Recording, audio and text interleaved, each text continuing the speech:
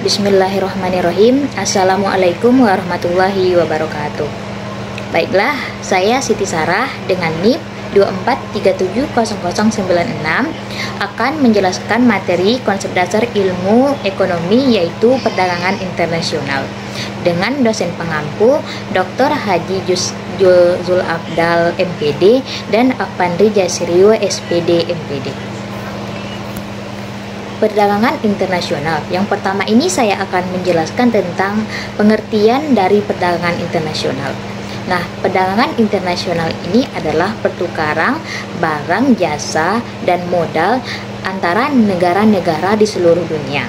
Ini mencakup seluruh aktivitas ekspor dan juga impor yang memungkinkan negara untuk memanfaatkan keunggulan komparatif dalam produksi, meningkatkan pertumbuhan ekonomi, serta memperluas akses ke berbagai produk. Perdagangan internasional ini juga melibatkan perjanjian perdagangan dan organisasi seperti WTO yang bertujuan untuk memfasilitasi perdagangan global.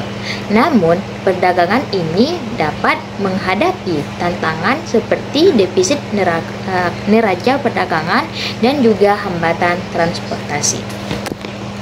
Nah, yang materi yang kedua ini, apa sih alasan penyebab terjadinya perdagangan internasional? Yang pertama itu adanya revolusi informasi dan juga transformasi. Yang kedua itu interdependensi kebutuhan. Yang ketiga liberalisasi ekonomi. Yang keempat asas keunggulan. Yang kelima kebutuhan devisa. Yang keenam perbedaan selera. Yang ketujuh, keanekaragaman kondisi produksi, serta yang terakhir itu perbedaan kebudayaan dan gaya hidup. Oke, materi yang ketiga ini apa sih jenis-jenis dari perdagangan internasional itu? Nah, yang pertama ini ada ekspor dan juga impor. Ekspor juga impor merupakan kegiatan perdagangan semua jenis barang dan jasa yang sering dilakukan oleh semua negara. Yang kedua itu ada barter. Nah, barter ini seperti yang kita ketahui yaitu adalah hal tukar-menukar barang dan jasa yang masih sering dilakukan di beberapa negara. Yang ketiga itu ada konsinyasi. Konsinyasi adalah kerjasama penjual di mana pemilik barang menitipkan barangnya kepada pihak lain untuk dijual dengan perjanjian bagi hasil atau ketentuan yang telah mereka tetapkan bersama. Yang keempat itu ada border crossing. Nah, ini adalah salah satu bentuk perdagangan internasional yang melibatkan perpindahan barang melintasi perbatasan negara. Materi yang keempat ini manfaat dari perdagangan internasional. Manfaat dari perdagangan internasional ini ada 4. Yang pertama itu meningkatkan pertumbuhan ekonomi. Nah, perdagangan internasional ini dapat meningkatkan PDB melalui efisiensi produksi dan pemenuhan kebutuhan barang dan juga jasa. Yang kedua itu ada memperoleh keuntungan dari spesialisasi. Negara dapat fokus pada produk yang mereka hasilkan dengan efisiensi sehingga meningkatkan keuntungan. Yang ketiga itu ada memperluas pasar. Pengusaha dapat menjual produk ke pasar internasional dan juga mengurangi risiko overproduksi. Serta yang terakhir itu transfer teknologi. Negara dapat mengadopsi teknologi modern dari negara lain dan meningkatkan efisiensi produksi. Oke, materi yang kelima ini, apa sih kerugian dari perdagangan internasional? Nah, yang pertama itu kerugiannya adalah eksploitasi sumber daya alam dan juga sumber daya manusia. Yang kedua itu ada instruksi lokal, kesulitan mendapatkan bahan baku. Yang ketiga, ketergantungan pada ekspor. Yang keempat itu dampak lingkungan. Yang kelima itu ketidakadilan distribusi manfaat. Yang keenam ini persaingan global yang ketat, serta yang ketujuh perbedaan regulasi. Oke, selanjutnya apa aja sih faktor pendorong dari perdagangan internasional? Faktor pendorongnya ini ada 8. Yang pertama itu perbedaan sumber daya alam. Yang kedua itu perbedaan kualitas sumber daya manusia ataupun SDM. Yang ketiga itu perbedaan harga barang, produksi dan juga selera. Yang keempat itu perbedaan ilmu pengetahuan dan teknologi atau disebut dengan iptek.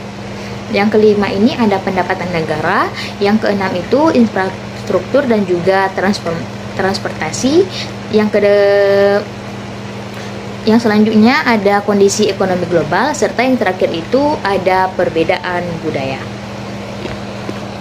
Nah, adapun faktor penghambat dari perdagangan internasional ini ada 5. Yang pertama itu ada kebijakan politik dan juga ekonomi. Nah, proteksionisme dari tarif impor dapat membatasi akses pasar. Yang kedua itu perbedaan nilai tukar. Fluktuasi mata uang asing mempengaruhi harga dan juga biaya perdagangan. Yang ketiga ada transaksi kompleks. Proses pembayaran yang rumit dapat menambah risiko dan kesulitan dalam perdagangan. Baru selanjutnya itu ada perang dan juga konflik. Ketegangan politik atau perang dapat merusak hubungan dagang. Yang kelima itu ada kualitas sumber daya manusia, yaitu rendahnya kualitas sumber daya manusia ini di suatu negara dapat mempengaruhi daya saing produk. Oke, mungkin materi yang dapat saya sampaikan cukup sampai di sini. Selanjutnya saya akan membacakan menjelaskan apa itu kesimpulan perdagangan internasional dari materi-materi yang sudah saya jelaskan tadi. Nah, perdagangan internasional ini merupakan aktivitas vital bagi pertumbuhan ekonomi global, memungkinkan negara-negara untuk saling memenuhi kebutuhan barang dan jasa. Tujuannya mencakup peningkatan devisa, pertumbuhan ekonomi, dan pengurangan pengangguran. Melalui kerjasama ini, negara dapat mengkhususkan diri dalam produksi tertentu, meningkatkan efisiensi dan juga kemakmuran. Namun, tantangan seperti praktik curang dan ketidakadilan dalam perdagangan masih ada yang memerlukan peran aktif organisasi seperti WTO untuk menciptakan sistem perdagangan yang adil. Oke, terima kasih. Cukup sekian materi-materi yang dapat saya paparkan.